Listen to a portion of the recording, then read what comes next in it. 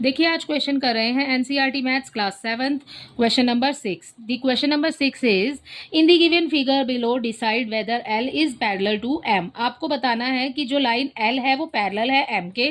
यहाँ पर आपको बच्चे 4 फिगर दिए हुए हैं, यहाँ पर लाइन दी हुई है आपको एल और ये लाइन है एम। ठीक है, आपको बताना है कि ये जो लाइन एल है बच्चे ये एम के पैरेलल है। ठीक है, सो अब कैसे डिसाइड करेंगे बच्चे, तो देखो हम इस क्वेश्चन को करने के लिए यहाँ पर sum of interior angles on the same side of transversal line. ठीक है, इस लाइन का मीनिंग बता देती हूँ बच्चों, आपको सम होना चाहिए ट्रांसवर्सल लाइन। ये ट्रांसवर्सल लाइन है हमारे पास।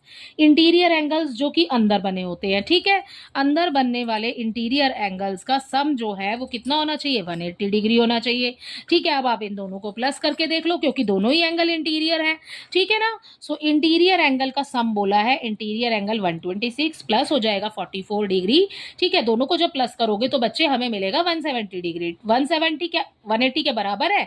नहीं है, 180 तो नहीं आया है ना टोटल। सो हम यहाँ लिख देंगे 170 इज नॉट इक्वल टू 180। ठीक है, 180 के इक्वल नहीं है। सो जो हमारी लाइन एल है वो नॉट पैरेलल हो जाएगी एम के। ठीक है, सो यहाँ पर मैंने पैरेलल का साइन डाल दिया है बच्चे। ओके, इसी के साथ इसका फर्स्ट पार्ट कंप्लीट होता है। इसका सेकंड पार्ट देखो, इसके सेकंड पार्ट में आपको लाइन दी है एल और ये वाली हो गई हमारी एम। ठीक है, और ये हमारी ट्रांसवर्सल लाइन है। अब बच्चे इसमें तो पहले से ही इंटीरियर एंगल बने हुए थे, अब इसमें तो इंटीरियर एंगल नहीं बने।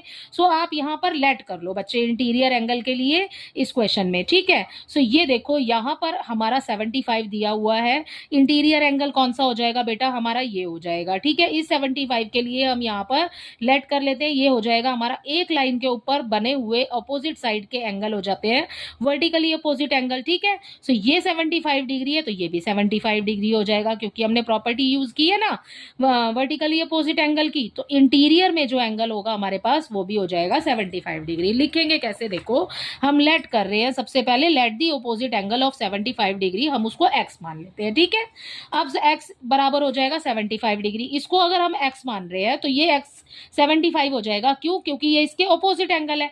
ठीक है ना, तो वर्टिकली अपोजिट एंगल है तो ये 75 है तो ये भी 75 हो जाएगा।